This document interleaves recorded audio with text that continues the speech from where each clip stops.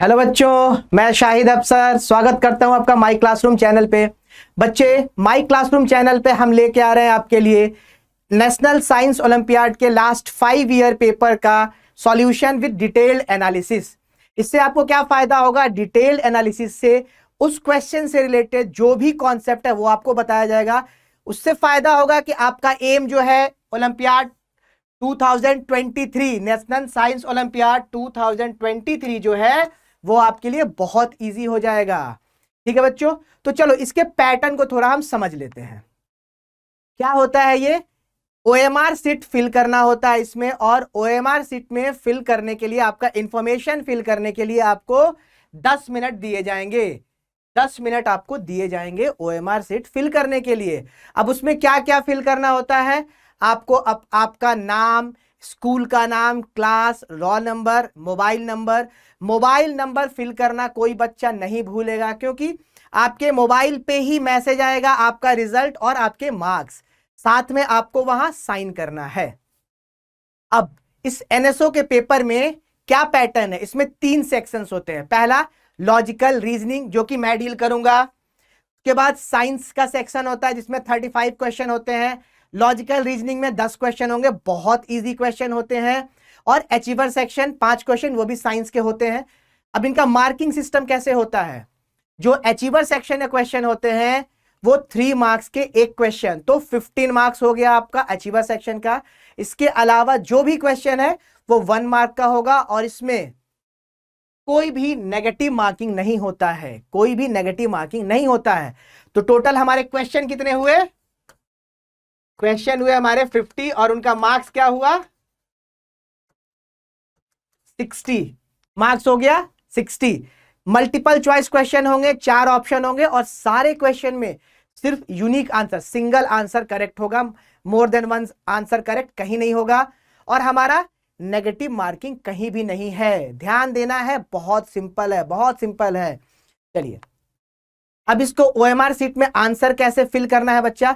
जैसे हमारे पास एग्जांपल में एक क्वेश्चन दिया हुआ है, condensation is the process of. आप जानते हो कंडेंसेशन क्या होता है?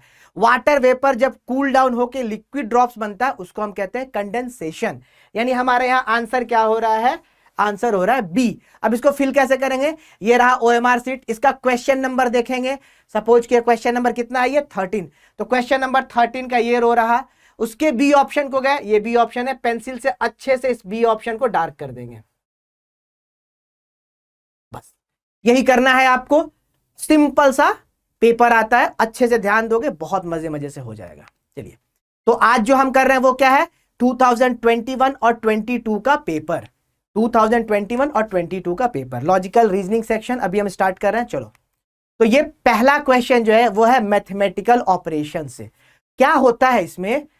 कुछ स्पेशल सिंबल्स दिए होते हैं, कुछ स्पेशल सिंबल्स दिए होते हैं जो कि डिफाइन करते हैं दो नंबर्स के बीच के रिलेशन को। क्या वहां पे मैथमेटिकल ऑपरेशन परफॉर्म करना है वो एक स्पेशल सिंबल से रिप्रेजेंट किया जाता है। जैसे यहां क्या कह रहा है? अगर a हैश b है तो आप क्या करोगे? a को डिवाइड करोगे b से। अगर a% b है तो आप क्या करोगे? a और b दोनों को मल्टीप्लाई कर दोगे। अगर a b है, सिंपल a b है, तो दोनों को प्लस कर दो। और अगर $b है तो a से b को माइनस कर दो। तो 4 ऑपरेटर अपने को दे रखा है। क्या? हैशटैग, परसेंट, एक बिल्कुल ब्लैंक स्पेस और एक डॉलर। तो इसके बेसिस पे हमें एक क्वेश्चन दिया। क्या बोला है? 7% 6 plus 16 hash 8 plus 43 is equal to. बस आपको इस गिवन कंडीशन को यहां पे अप्लाई कर देना, बन गया क्वेश्चन। 7% 6 का क्या मतलब हुआ? a%b मतलब a इंटू बी। 7% 6 का मतलब हो गया 7 इंटू 6। नेक्स्ट, प्लस का साइन हो गया हमारा। फिर क्या कहता है? 16 हैशटैग 8। हैशटैग का मतलब क्या है? Divide. It means 16 divided by 8 plus 43, यानी ब्लैंक स्पेस वाला। ए बी का मतलब a प्लस बी, 43 का मतलब 4 प्लस 3। हो गया क्वेश्चन सॉल्व। इतना काम कर देना है, इसके बाद सबको आता है करना क्या होता है। सिर्फ आपको क्या करना है, जो स्पेशल सिंबल्स है, स्पेशल ऑपरेटर्स है, उनको सब्स्टिट्यूट कर देना है। ध्यान से देखिए, सारे ब्रैकेट को इंडिविजुअली सॉल्व कर लेते हैं। अगर सब खुला होता तो बोर्ड मास फॉलो करते, सारे ब्रैकेट्स को इंडिविजुअली हम लोग सॉल्व कर देते हैं। तो यहां आ गया 42, 16 डिवाइड बाई 8, 2 प्लस 7 कितना आएगा? 42 प्लस 2 44, 44 प्लस 7 51। कितना आसान क्वेश्चन है। तो आंसर क्या हो गया इसका? बी 51 इसका आंसर हो गया। क्या किए? जो भी स्पेशल ऑपरेटर्स थे उनको अच्छे से सब्स्टिट्यूट कर दिए, बना लिए क्वेश्चन को। चलिए अगले टॉपिक पे आते हैं। मिरर एंड वाटर इमेज का क्वेश्चन है। देखो अब mirror and water image topic है, हमसे आइदर मिरर इमेज पूछेगा या वाटर इमेज पूछेगा, दोनों में से कोई एक पूछेगा। यहां हमसे क्या पूछा है? यहां हमसे पूछा है मिरर इमेज। तो मिरर इमेज में क्या होता है, जो डिपेंड करता है हम मिरर को कहां पुट कर रहे हैं, मिरर को कहां पुट कर रहे हैं। जो लेफ्ट है वो राइट बन जाता है, जो राइट है वो लेफ्ट बन जाता है। मिरर के पुटिंग पे डिपेंड करता है। मिरर कहां रख रहे हैं? वर्टिकली टू द राइट रख रहे हैं, वर्टिकली टू द राइट, यानी यहां हम मिरर रखेंगे। और ध्यान देना है, अगर मिरर इमेज का क्वेश्चन है, वाटर इमेज का क्वेश्चन है, पेपर फोल्डिंग पेपर कटिंग का क्वेश्चन है, आपका फिगर बेस्ड सीरीज का क्वेश्चन है, वहां आप क्या करोगे? एलिमिनेशन, साथ साथ ऑप्शन को देखते चलोगे तो तुरंत क्वेश्चन बनेगा। देखो इसका इमेज कैसा बनेगा, हम सारा इमेज नहीं ड्रॉ कर रहे हैं, सिर्फ एलिमिनेशन बता रहे हैं। ये जो सर्कल है मिरर के नजदीक है, तो ये क्या बोले, जो लेफ्ट है वो राइट बन जाएगा, जो राइट है वो लेफ्ट बन जाएगा। ये क्या है इसका? ये पार्ट लेफ्ट है, ये पार्ट राइट है, तो जो राइट है वो लेफ्ट बन जाएगा। Left of object becomes right of image, right part of image. और राइट पार्ट क्या बनेगा? Left part, right part of object, या क्या बनेगा भाई? ये बनेगा लेफ्ट पार्ट ऑफ इमेज। चलो अब आओ देखते हैं। ये है क्या? लेफ्ट पार्ट, और ये है राइट पार्ट। राइट पार्ट क्या बनेगा? लेफ्ट पार्ट, यानी जो राइट में है वो इस तरफ आना चाहिए, इस तरफ आना चाहिए। तो यहां सर्कल होगा जो कि क्रॉस होगा, यहां सर्कल होगा जो कि डार्क होगा। अब ऑप्शन साथ में चेक करो, ऑप्शन को साथ में चेक करो। देखो क्रॉस, इस तरफ क्रॉस, देखो ये एलिमिनेट हो गया, बाकी तीनों में ठीक है। डार्क पार्ट, डार्क पार्ट यहां नहीं है, वो तो एलिमिनेट है, डार्क पार्ट तीनों में। अब आते हैं अगले चॉइस पे। जो मेरा सर्कल है, इस तरफ डार्क वाला सर्कल होना चाहिए और इस तरफ क्रॉस वाला सर्कल होना चाहिए। अब दूसरे साइड चेक करो, ऊपर में डार्क सर्कल होना चाहिए था, डार्क नहीं है, एलिमिनेट हो गया। ऊपर में डार्क इन दोनों में है। अब ध्यान से देखो इन दोनों चॉइसेस को, ये बीच का ब्लैंक सर्कल है, ये बीच का कलरफुल कर दिया है, तो ये ऑप्शन हमारा नहीं होगा। तो आंसर क्या हो गया मेरा? आंसर हो गया इसका डी, डी चॉइस हो गया इसका आंसर। सब कुछ नहीं बनाए, सिर्फ एलिमिनेट किए, ऑप्शन को देखते गए और इमेज से कंपेयर करके सिर्फ एलिमिनेशन किए, नथिंग एल्स। अब आता है अल्फा न्यूमेरिक सीक्वेंस का क्वेश्चन।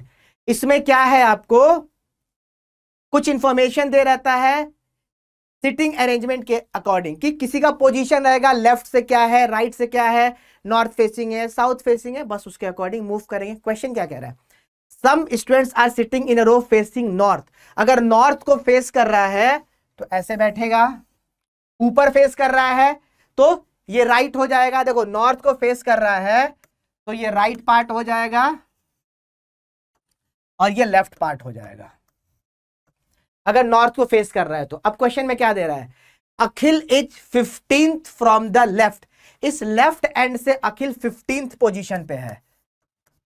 अब अखिल लेफ्ट से 15th पे है, तो इसके पहले कितने हो जाएंगे?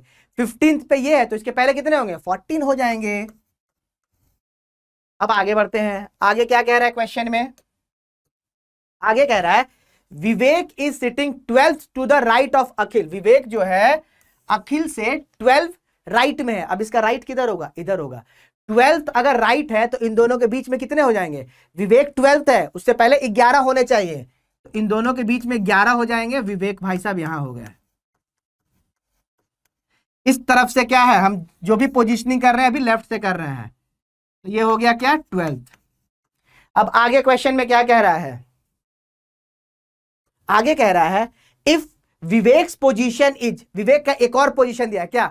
4th from the right. अब राइट एंड से विवेक फोर्थ पे है। अब ध्यान से देखो, राइट एंड से अगर फोर्थ पे है तो इसके बाद कितने हो जाएंगे एंड तक? फोर्थ पे ये है तो 3 लोग होंगे इधर, 3 लोग इधर हो गए। तो अब अपने पास सारा डाटा मिल गया। 14 यहां है, 11 यहां है, 3 यहां है और बाकी 2 लोग हैं। कौन कौन? ये मिस्टर अखिल और विवेक। तो क्वेश्चन ने पूछा है how many students are sitting in that row. Total number of students कितने होंगे? देखो टोटल स्टूडेंट्स कितने हो गए, सिर्फ इसको काउंट कर लो।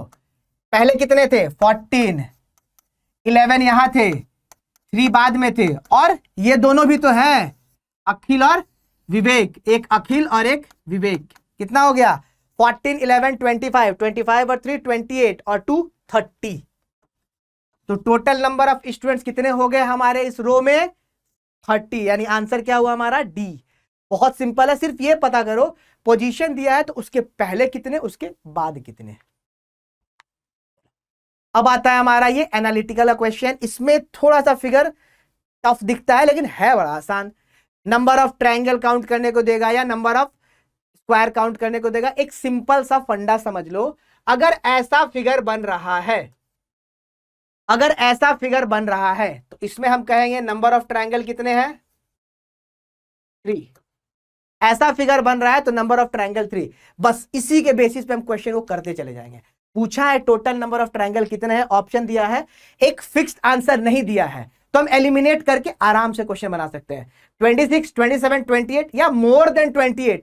अगर इतना आ रहा है तो बहुत अच्छी बात है। मोर देन 28 से आगे आएगा, काउंटिंग बंद करो, डी को टिक लगाओ। देखो सीधा सीधा देखते जाओ। क्या बोले? अगर ऐसा दिखे तो 3 काउंट करो, 3। ठीक, फिर आ जाओ यहां 3। ठीक है, इसमें कितना? 3। ओके, 3 3 3 9 हो गया। 3 + 3 + 3 9 हो गया। अब आ जाओ, अब यहां भी तो बन रहा है, यहां भी तो वही शेप बन रहा है। अगर इसको ले लो तो 3 यहां हो गया। ठीक है, अब वही शेप इस तरफ भी बन रहा है, वही शेप इस तरफ भी बन रहा है, तो 3 यहां भी हो गया। देखो ये दोनों हम बना चुके हैं, ये और ये बना चुके हैं। नेक्स्ट आप इधर भी बना लो, सेम शेप इधर भी तो बन रहा है सर। 18 तो सर यहीं पे हो गया, 18 तो सर सिर्फ इसमें से निकाल दिए। अब आगे आते हैं, देखिए भाई साहब 3 यहां हो गया, 3 यहां हो गया, 3 + 3। आगे देखो, आगे देखो सर, जब इसमें जाएंगे तो सर 3 इसमें हो जाएगा, सर जब इसमें जाएंगे तो सर 3 यहां भी हो जाएगा। 3 + 3 + 3 + 3 कितना हुआ सर? 12। सर 18 + 12 सर सीधा सीधा 30 तो ऐसे ही दिख गया सर, यानी मोर देन 28। आगे क्यों काउंट करने जाएंगे? आगे काउंट करना है तो देखो ना, 3 फिर इधर दिखेगा, 3 फिर तुम्हारा इधर दिखेगा, बाकी ये ट्रायंगल। तो सिंपल एलिमिनेट तो हो गया है 30, यानी मोर देन 28 मेरा आंसर दिख रहा है। बस इतना ध्यान रखना कि ऐसा शेप जहां बनता जाए 3 3 होता जाता है। बाकी इसका और भी क्वेश्चन आपको मिलेगा। तो इसका आंसर क्या हो गया हमारा? D, more than 28। अगले क्वेश्चन पे आते हैं। अब ये क्या है? एनालॉजी, हमारा non verbal picture based analogy. Picture based है तो होता क्या है इसमें, इस पिक्चर का इससे रिलेशन होता है। This picture is related with this picture. अब हमें क्या करना है? We have to find the pictures at this position which is related to this position. यानी इसका रिलेशन इससे है तो हमें फाइंड करना है यहां कौन सा इमेज होगा जिसका रिलेशन इससे होगा। तो पहले इन दोनों के रिलेशन को देखते हैं। देखो ध्यान से, ये पहले लेफ्ट साइड है तो राइट चला गया। पहला तो यही चीज दिख रहा है कि सर जो इधर लेफ्ट है उधर राइट बन गया है। देखते जो सब में, तो जो लेफ्ट है वो राइट बन गया है, यानी यहां से सर कुछ काम कर सकते हैं। ये राइट बना है सर, ये राइट बना है, तो जो राइट कौन बन रहा है? जो लेफ्ट में था ये, और सर जो राइट बना है वो कहां होना चाहिए, जो लेफ्ट बना है वो कहां होना चाहिए, राइट में। यानी यहां ट्रायंगल होगा और यहां रेक्टेंगल होगा। क्वेश्चन देखो ध्यान से, पहले ट्रायंगल फिर रेक्टेंगल, पहले ट्रायंगल फिर रेक्टेंगल। नहीं नहीं, एक मिनट, उल्टा हो गया, उल्टा हो गया, उल्टा हो गया। देखो ये जो रेक्टेंगल बाद में है वो पहले आया है, पहले यहां ट्रायंगल आया तो यहां पे ट्रायंगल, ये जो पहले था वो बाद में चला गया, बाद में रेक्टेंगल। तो ये अब ढूंढो रेक्टेंगल ट्रायंगल, सर सब में वही दिख रहा है, डी वाला सर एलिमिनेट हो गया। अब इसका कलरिंग देखते हैं, शेडिंग देखते हैं। देखो ध्यान से, पहले फ्रंट पार्ट शेडेड था, जब इधर गया तो बैक पार्ट शेडेड हो गया। यानी यहां पे अगर शेडेड नीचे है तो यहां पे शेडिंग ऊपर होना चाहिए, होना चाहिए ना, उल्टा शेडिंग हो रहा है। यहां पे शेडिंग इस तरफ है तो इसका शेडिंग ऊपर होना चाहिए। अब सर देखते हैं इस दोनों के बेसिस पे और क्या एलिमिनेशन हो सकता है, ऊपर नीचे। सर ये एलिमिनेट हो गया। अब अपने पास दो चॉइस बचा है, ए और बी। आगे वाले को कंपेयर कर लेते हैं, वहां से भी कुछ निकल के आ ही जाएगा। सर्कल, देखो ये सर्कल जो बाद में है वो पहले आ गया है, तो पक्की बात यहां पे ये रेक्टेंगल आया है, यानी ये कहां होगा, ये यहां पे होगा, और ये सर्कल कहां होगा, यहां पे होगा।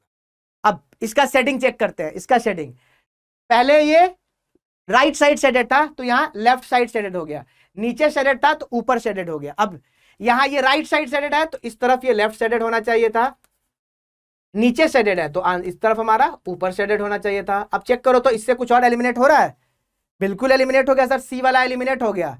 ये नीचे दे रखा है, हमको चाहिए कहां, ऊपर, तो एलिमिनेशन से आंसर आराम से मिल गया। क्या मिला answer, he is the answer. तो बस इतना ही काम करना होता है, दोनों को कंपेयर करो, उसके अकॉर्डिंग लेके एलिमिनेट करते चले जाओ, क्वेश्चन आराम से हो जाएगा। अब आता है कोडिंग डिकोडिंग। कोडिंग डिकोडिंग में क्या कहता है, हमारे कोडिंग डिकोडिंग में कहता है बच्चा, देखिए, in a certain code ordinary is written as, इस ऑर्डिनरी को हम लिख रहे हैं क्या, TWINJWNU। तो कुछ ना कुछ यहां पे पैटर्न फॉलो हो रहा है, उसी पैटर्न को फाइंड करो और सेम पैटर्न अप्लाई करके प्रीशियस का कोड फाइंड करने की कोशिश करो। तो देखो हमेशा मैथ में क्या कहे, हमेशा लॉजिकल रीजनिंग में आपको एक अप्रोच ध्यान रखना है, क्या, एलिमिनेशन अप्रोच। एलिमिनेशन अप्रोच क्यों भाई, आंसर तो सर दे रखा है, मोटिव क्या है, उसमें से सेलेक्ट कर लो, जितना जल्दी सेलेक्ट कर लो काम हो गया। देखो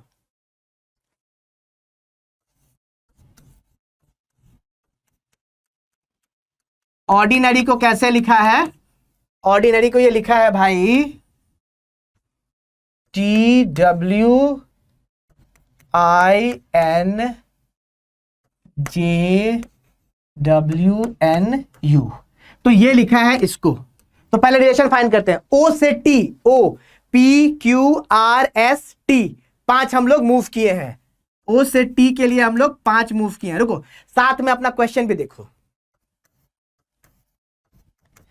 प्रीशियस, तो ओ से टी 5 मूव किए हैं। बहुत लोग क्या करता है, इस पूरे का लॉजिक फाइंड करता है फिर इसमें अप्लाई करता है, वो भी एक तरीका है, लेकिन अपने पास आंसर है ना, हमको सारा का सारा कोड नहीं बोल रहा है, हमसे बोला है चुन लो तो चुन लेते हैं भाई। चलो पी से 5 मूव करते हैं, यहां 5 मूव किए थे, यहां 5 मूव करेंगे, पी से 5 मूव करो, PQRSTU।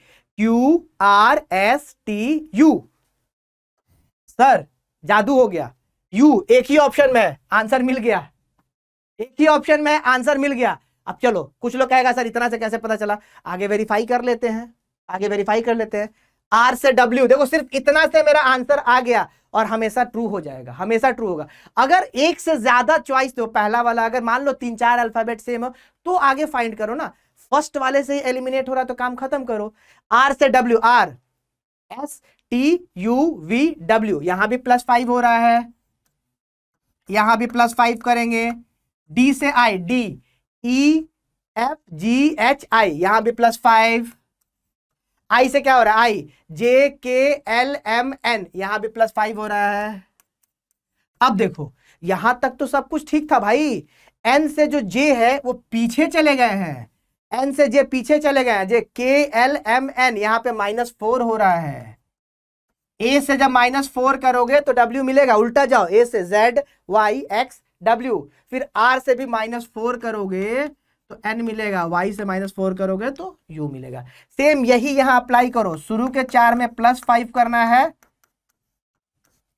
बाद वाले में -3 करना है, -4 करना है। तो r से +5 क्या होगा, r STUVW, देखते जाओ वही चीज तो मिल रहा है। तो सेम आप सिर्फ फर्स्ट वाले से भी ये फाइंड कर सकते थे।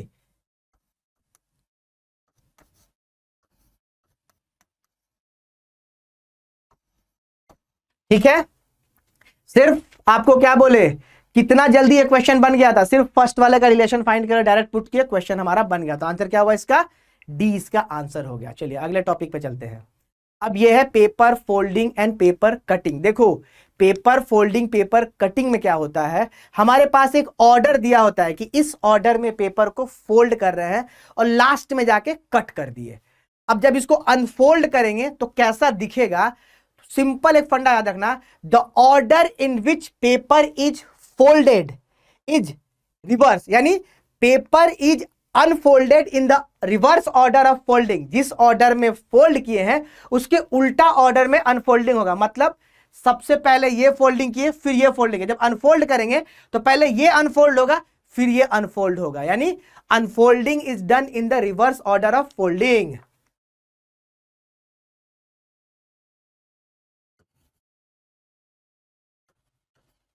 Unfolding is done in the reverse order of folding. और एक और बात, हमेशा ऑप्शन देखते चलना, तुरंत काम हो जाएगा। देखो अनफोल्डिंग करते हैं तो सबसे पहले इसके अबाउट अनफोल्डिंग करेंगे तो कितना मिलेगा, ध्यान से देखो, ये तो दिया हुआ है, ये तो दिया हुआ है, बिल्कुल एक्यूरेट तो नहीं बनेगा लेकिन बना दिए हैं लगभग लगभग से। ये इतना पार्ट बचा हुआ है, जब इसको अनफोल्डिंग करेंगे किसके अबाउट, इसके अबाउट जब अनफोल्डिंग करेंगे तो ये कैसा दिखेगा, देखो यहां पे ये सर्कल कंप्लीट हो जाएगा, ठीक, ये ऊपर जाएंगे, यहां भी एक ऐसा कट दिखेगा, यहां ये सर्कल फर्स्ट अनफोल्डिंग पे ऐसा दिखेगा। अब जरा ऑप्शन पे आओ, ऑप्शन पे आओ, अभी तुमको ये क्लियर नहीं हो रहा, लेकिन एक चीज देखो, ये वर्टिकल है, बाकी ये दोनों स्लैंटिंग हो गया, ये दोनों तो एलिमिनेट हो गया, ये दोनों एलिमिनेट हो गया। अब जब इस लाइन के अबाउट अनफोल्डिंग करोगे,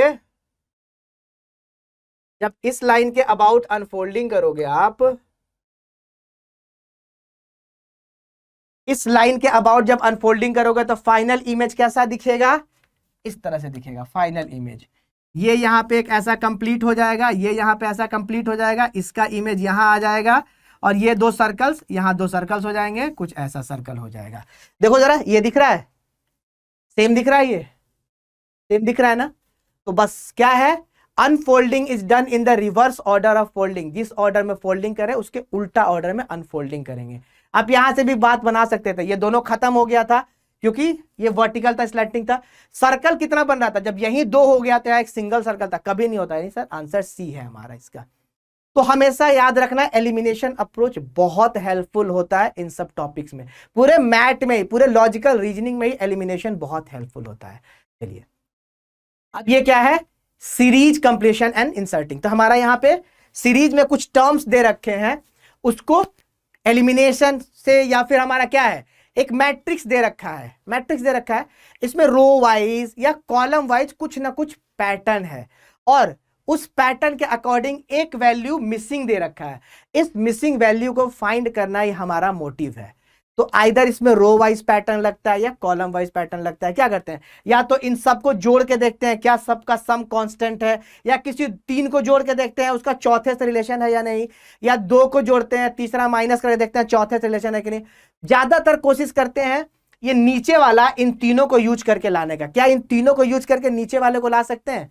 तो फर्स्ट रो में देखो, सॉरी फर्स्ट कॉलम में देखो, हम ऐसा कह सकते हैं 18 + 17 35 -12 = 23। यानी हम क्या कहे, इन दोनों को जोड़ दो, जो वैल्यू आ रहा है उससे इसको माइनस कर दो तो नीचे वाला वैल्यू आ जाएगा। एक बार इस बीच वाले रो में चेक करो, 21 + 23 44 44 माइनस 24 सर 20 सर दोनों में ट्रू है, लास्ट वाले में भी सर यही ट्रू होगा, लास्ट वाले में अप्लाई कर लेते हैं, मान लेते हैं यहाँ x है, क्या कहेंगे 16 plus 14 minus x is equal to 9, यही होगा। 30 minus x is equal to 9, तो 30 minus 9 is equal to x, finally x का वैल्यू कितना हो गया 21 हो गया मेरा x का वैल्यू। आसान सा था, ऊपर के दो वैल्यू को यूज किए, ऐड किए, उसके बाद थर्ड वाले को माइनस किए तो मेरा फोर्थ वैल्यू आ गया। इसके अकॉर्डिंग आंसर हो गया डी 21। आसान क्वेश्चन होते हैं इसके, बहुत आसान क्वेश्चन होते हैं। चलिए अब आता है डॉट सिचुएशन। यहां क्या करना होता है, 3 डॉट दे रखे हैं, देखो 4 फिगर दिया हुआ है, एक रेक्टेंगल है, एक स्क्वायर है, एक ट्रायंगल है और एक सर्कल है। डॉट जो है, जो छोटा सर्कल दिख रहा है छोटा वाला, ये डॉट है, इसको डॉट बोलोगे। ये जो है कुछ फिगर्स के अंदर है, कॉम्बिनेशन है, अकेला अकेला कहीं नहीं है। जैसे ये जो ब्लू वाला डॉट बनाए हैं उसको ध्यान से देखो, वो रेक्टेंगल में भी है, वो स्क्वायर में भी है, वो ट्रायंगल में भी है और वो सर्कल में भी है। यानी एक जो हमारा डॉट होगा वो ऑल 4 शेप्स में होना चाहिए। एक डॉट जो है वो सारे के सारे चारों शेप में होना चाहिए। अगला चेक करते हैं, ये जो सर्कल है, ये येलो वाला ग्रीन वाला जो सर्कल है वो देखो, वो ट्रायंगल में है और स्क्वायर में है, रेक्टेंगल और सर्कल में नहीं है। तो एक जो लेंगे वो किस में लेंगे, in triangle and square, triangle में और स्क्वायर में।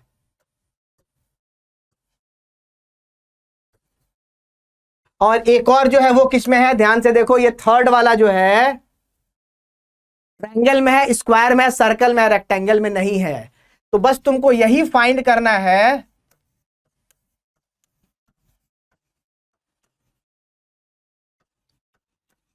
कि इन चारों ऑप्शन में कौन सा ऐसा चॉइस दिया हुआ है जिसमें हम इन तीनों सर्कल को पुट कर सकते हैं। यानी कोई ऐसा जगह है क्या जहां हम एक सर्कल पुट करें वो चारों में एग्जिस्ट करे।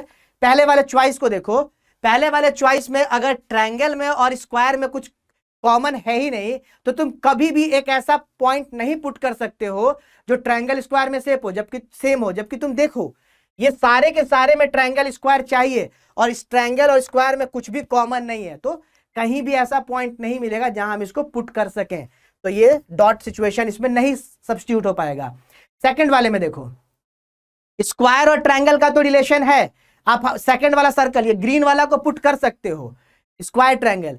थर्ड वाला जो येलो वाला है वो स्क्वायर ट्रायंगल सर्कल तीनों में होना चाहिए। कहीं भी ऐसा जगह नहीं है जो पॉइंट को हम पुट करें और सर्कल स्क्वायर ट्रायंगल तीनों में हो जाए। सर्कल ट्रायंगल में हो जाएगा, ट्रायंगल स्क्वायर में हो जाएगा, लेकिन तीनों में नहीं हो सकता क्योंकि ट्रायंगल बिल्कुल दूर है स्क्वायर से, तो ये भी नहीं होगा।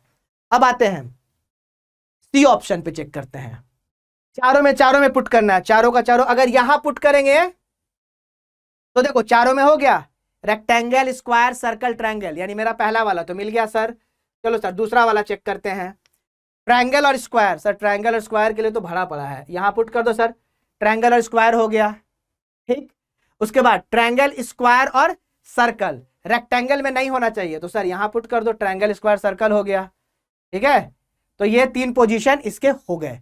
तो हमारा ये ट्रू दिख रहा है, देखो तो आंसर ट्रू दिख रहा है कि नहीं दिख रहा है। ये तीनों डॉट को इसमें हम पुट कर सकते हैं, तो आंसर क्या हो गया सी। होता क्या है, डॉट्स जो दिए होते हैं हमें चेक करना होता है गिवन फिगर में किसमें वो सारे डॉट्स हम फिल कर सकते हैं, बस इतना ही काम करना होता है।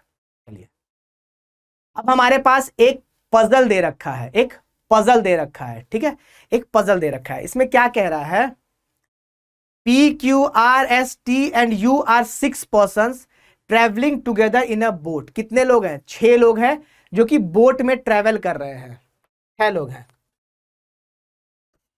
P, Q, R, S, T, U, ये 6 लोग हैं।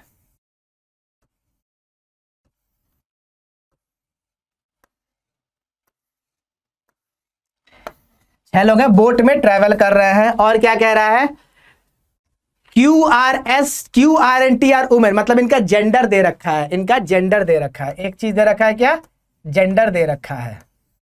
और क्या कह रहा है, एंड द रेस्ट में however P Q R T R all vegetarian, इनका फूड चॉइस भी दे रखा है, वेजिटेरियन।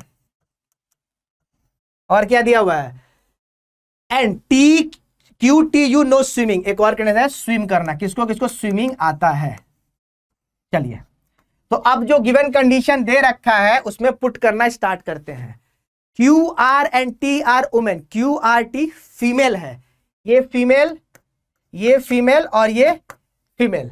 उसके बाद and the rest are men, बाकी सब मेल है, मेल मेल मेल, यानी 3 मेल और 3 फीमेल। आगे क्या कह रहा है, P Q R and T R all vegetarian, P vegetarian है, क्यू वेजिटेरियन है और कौन वेजिटेरियन है, आर वेजिटेरियन है और टी वेजिटेरियन है।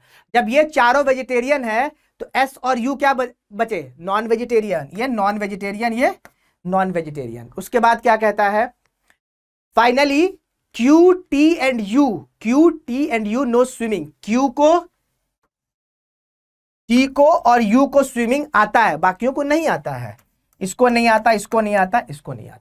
तो ये मेरा कंडीशन बन गया, P Q R S T U का जेंडर पता चल गया, उनका फूड हैबिट पता चल गया और स्विमिंग का कंडीशन पता, किसको स्विमिंग आता है किसको नहीं आता है। क्वेश्चन में क्या पूछ रहा है, which of the following is vegetarian female, vegetarian female. देखो, female vegetarian, female vegetarian, female vegetarian, female तो सारी की सारी वेजिटेरियन है। आगे कह रहा है हु नोज स्विमिंग, इस फीमेल को आता है स्विमिंग, इसको नहीं आता, ये एलिमिनेट हो गए, इसको आता है। यानी क्यू और टी दोनों के दोनों ऐसी फीमेल है जो कि वेजिटेरियन भी है और स्विमिंग भी आता है। तो अपने चॉइस में क्या दे रखा है, सिर्फ क्यू दे रखा है, तो आंसर क्या हो जाएगा, बी क्यू। ठीक है बच्चों, तो ये था हमारा 10 क्वेश्चन जिसका डिटेल एनालिसिस, बाकी सब्जेक्ट के एनालिसिस भी आपको सॉल्यूशन, डिटेल सॉल्यूशन आपको डिस्क्रिप्शन में मिलेगा। आप चैनल को लाइक कर दो, शेयर कर दो और सब्सक्राइब कर दो बच्चा, बहुत हेल्पफुल होने वाला है ये आपके लिए। बाय बच्चों।